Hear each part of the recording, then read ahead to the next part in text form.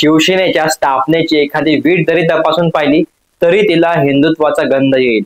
हे बाळासाहेब ठाकरेंचे शब्द आता चाचपून पाहायची वेळ आली आहे का, असा आता एकंदरीत प्रश्न पडतोय तो उद्धव ठाकरेंच्या एका संभाव्य निर्णयामुळे। हा निर्णय नक्की कशासाठी? मतांसाठी की राष्ट्रवादी आणि काँग्रेसची धर्मनिरपेक्षता दाखवण्यासाठी? मुळातच या शिवसेनेचा जन्म हिंदुत्वाच्या तत्वावर झाला, तेच हिंदुत्व आता शिवसेनेतून सत्तेसाठी संपत चाललंय का? अशी कोणती रणनीती आखली उद्धव ठाकरेंनी आणि त्याचा फायदा त्यांना विधानसभा निवडणुकीत होणार का? लोकसभेची पुनरावृत्ती होणार का?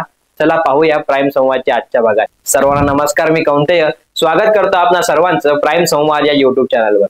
विधानसभेची निवडणूक आता 2 महिन्यावर येऊन ठेवली आहे। पक्षांनी जरी कसून तयारी सुरू केली असली तरीही त्यांच्या उमेदवारांबाबत मात्र अजूनही स्पष्ट असं काहीही कळून आलेलं नाही। एका पक्षाच्या रणनीती मात्र आता समोर येत आहेत। अशातच उद्धव ठाकरेंच्या रणनीतीने महाराष्ट्राला पेचात टाकलंय। ज्या धर्तीवर शिंदे उद्धव ठाकरेंना सोडून गेले त्याच मुद्द्यावर उद्धव ठाकरेंनी आता एक खेळ खेळायचं ठरवलंय। आता शिंदे नेमके उद्धव ठाकरेंना का सोडून गेले? कारण ठाकरेंनी राष्ट्रवादी काँग्रेस आणि काँग्रेसशी युती केली होती। वास्तव पाहता शिवसेना जेव्हा बाळासाहेबांची होती तेव्हा ती कट्टर हिंदुत्ववादी होती, पण राष्ट्रवादी आणि काँग्रेस या पक्षाचा मात्र तेव्हाही आणि आजही धर्मनिरपेक्षतेचा नारा आहे। त्यामुळे त्यांच्या पक्षात हिंदूंबरोबरच मुस्लिम आणि सर्व धर्मांना स्थान आहे। याच कारणामुळे शिंदे त्यांच्या आमदारांना घेऊन शिवसेना सोडून भाजप बरोबर गेले। आता जर लोकसभा निवडणुकींवर नजर टाकायची झाली तर महाविकास आघाडीला तेव्हा मुस्लिम मतांचा फायदा झाला होता। आता अर्थात तो फायदा महायुतीच्या महाराष्ट्रातल्या रोषाचा होता। महाराष्ट्रातील मुस्लिम आणि दलित समाज हा महायुतीच्या विरोधात होता। पुन्हा महायुतीचे सरकार येऊ नये म्हणूनच त्यांनी महाविकास आघाडीला मत दिलं होतं। त्यामुळे आता यंदाच्या विधानसभा निवडणुकातही असंच चित्र पाहायला मिळणार का, हा प्रश्न कायम आहे। पण फक्त महायुती विरुद्धचा रोष म्हणूनच यावेळी ही मतं महाविकास आघाडीला मिळणार का? तर नाही। त्यासाठी अर्थात ठाकरेंना मुस्लिम समाजाचाही विचार करावा लागणार आहे। हाच विचार करत ठाकरेंनी महाराष्ट्रातल्या काही मतदारसंघात मुस्लिम उमेदवार उभे करण्याची रणनीती आखली असल्याचं कानावर आलंय।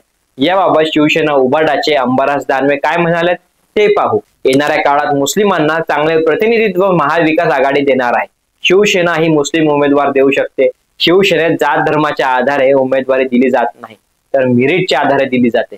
मेरिटमध्ये एखादा मुस्लिम बसला तर त्याला उमेदवारी दिली जाऊ शकते। शिवसेनेला मुस्लिमांचं वावडं नाही। जात पात धर्म बघून कोणालाही उमेदवारी मिळत नाही। मेरिटमध्ये मुस्लिम बांधव बसला तर त्याला उमेदवारी मिळेल, बौद्ध बांधव बसला तर त्याला उमेदवारी मिळेल, हिंदू बसला तर त्याला तिकीट मिळेल। मेरिट आमच्यासाठी महत्वाचं आहे असं त्यांनी सांगितलंय। त्यामुळे आता मुस्लिम जर मेरिटमध्ये बसले तर त्यांची उमेदवारी पक्की असल्याचं मानलं जात आहे। आता ठाकरे नेमके कोणकोणत्या मतदारसंघात उमेदवारी देणार ते पाहू। पहिला मतदारसंघ असेल तर मुंबईचा भायखळा विधानसभा मतदारसंघ। एकूण मुंबईत पाहायचं झालं तर मुंबईची हिंदूंची संख्या 64% आणि मुस्लिम संख्या 20% आहे। यातही जास्त मुस्लिम हे भायखळ्यात राहतात। त्यामुळे ठाकरेंना इथे मुस्लिम उमेदवार उभा करणं फायद्याचं ठरू शकतं। आता ही उमेदवारी जाहीरही झाली नाही आणि महाविकास आघाडी आणि महायुती यांच्या स्पर्धा सुरू झाल्याची पाहायला मिळत आहे। शिंदे गटाच्या यामिनी जाधव यांनी भायखळ्यातच मुस्लिम महिलांना बुरखा वाटप केल्याचं आणि त्यावरून महायुतीतच गदारोळ उठल्याचं तुम्ही ऐकलंच असेल। या कृतीला भाजपानेही विरोध केला होता, तर महाविकास आघाडीतील नेत्यांनी हे मतांसाठी का असा सवालच महायुतीला केला होता। त्यामुळे आता यावरून विधानसभेत काय होणार हे पाहण्याची उत्सुकता तुम्हा सगळ्यांनाच आहे। पुढचा मतदारसंघ असेल तर मालेगाव बाह्य विधानसभा मतदारसंघ। इथे मोठ्या प्रमाणात मुस्लिम लोकसंख्या आहे। विधानसभा निवडणुकीत मात्र या मतदारसंघाचे 2 भाग पडतात, एक मालेगाव मध्य आणि दुसरा मालेगाव बाह्य। आता शिंदे जेव्हा शिवसेनेतून बाहेर पडले तेव्हाच त्यांच्यासोबत मालेगाव मध्य मतदारसंघाचे दादा भुसे हेही बाहेर पडले। त्यामुळे इथे ठाकरेंचा मुस्लिम उमेदवार विरुद्ध दादा भुसे असा सामना रंगू शकतो। ठाकरेंचा उमेदवार मुस्लिम असल्याने आणि मालेगावात मुस्लिम लोकसंख्या जास्त असल्याने ठाकरेंना इथे फायदा होऊ शकतो।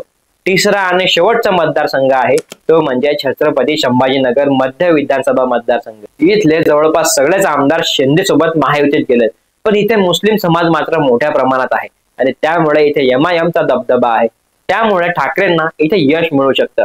आता जर लोकसभेची गणितं कायम राहिली आणि मुस्लिम समाजाने महाविकास आघाडीवर विश्वास दाखवला तर या मतदारसंघातून ठाकरे आणि पर्यायाने महाविकास आघाडी जिंकू शकते, किंवा महायुतीने जर यापेक्षा काही वेगळी रणनीती आखली आणि ती जर प्रभावी असेल तर मात्र फासे महाविकास आघाडीच्या विरुद्ध पडू शकतात। याबाबत तुम्हाला काय वाटतं? ठाकरेंनी ही खेळी खेळली तर ते आणि महाविकास आघाडी जिंकतील? जर लोकसभेची लोकशाही जनतेने पुन्हा एकदा विधानसभेत दाखवून दिली तर महाराष्ट्रात सत्तांतर होईल। आम्हाला कमेंट बॉक्स मध्ये नक्की सांगा आणि हा व्हिडिओ आवडल्यास प्राईम संवाद या YouTube चॅनलला सबस्क्राईब करायला विसरू नका। धन्यवाद।